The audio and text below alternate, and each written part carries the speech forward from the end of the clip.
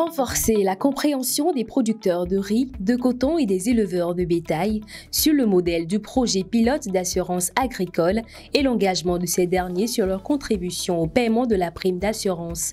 Telle est la substance de la grande campagne de sensibilisation sur le projet pilote d'assurance agricole mené par le Fonds national de développement agricole FNDA dans les départements du Borgou et de la Libouré. Le modèle que nous expérimentons, c'est un modèle basé sur le rendement, qui est totalement différent de l'assurance agricole à indice pluviométrique. Donc c'est une assurance agricole à indice de rendement, de sorte que au niveau du producteur de riz, comme je le disais, c'est une moyenne de 1,5 hectare qui a été considérée, disons, pour payer la prime d'assurance. Et donc sur cet espace de 1,5 hectare, ce qui est nécessaire pour couvrir la prime, c'est un montant de 13 650 francs CFA.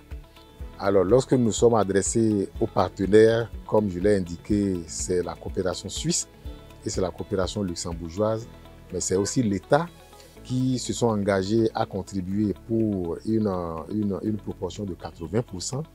Donc, la contribution de ces partenaires-là, au total, fait 10 920 francs. Comme 80% pour couvrir 1,5 hectare de riz. Et finalement, le producteur agricole ne contribue que pour un montant de 2 730 francs CFA.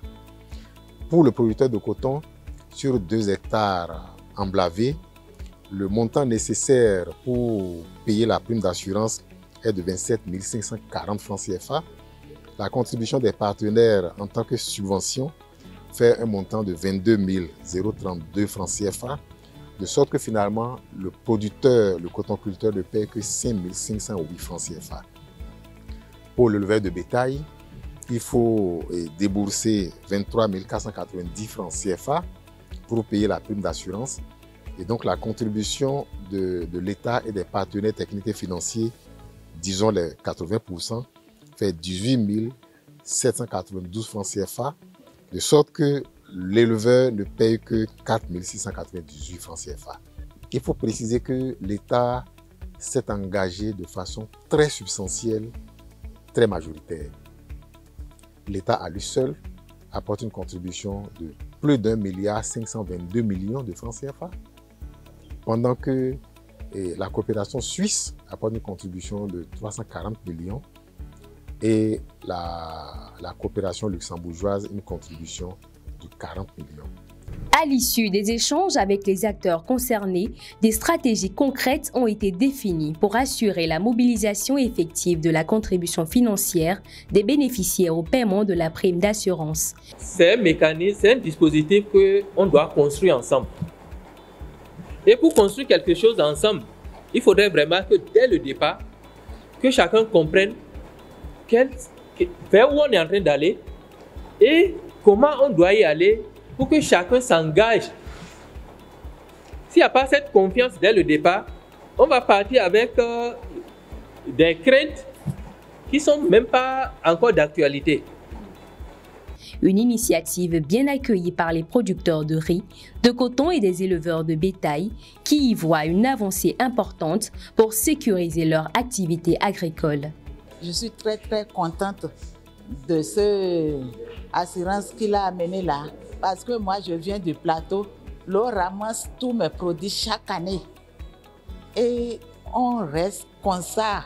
Et le gouvernement a mis maintenant l'assurance de nos côtés, nous les producteurs, pour assurer nos produits. Je suis très contente.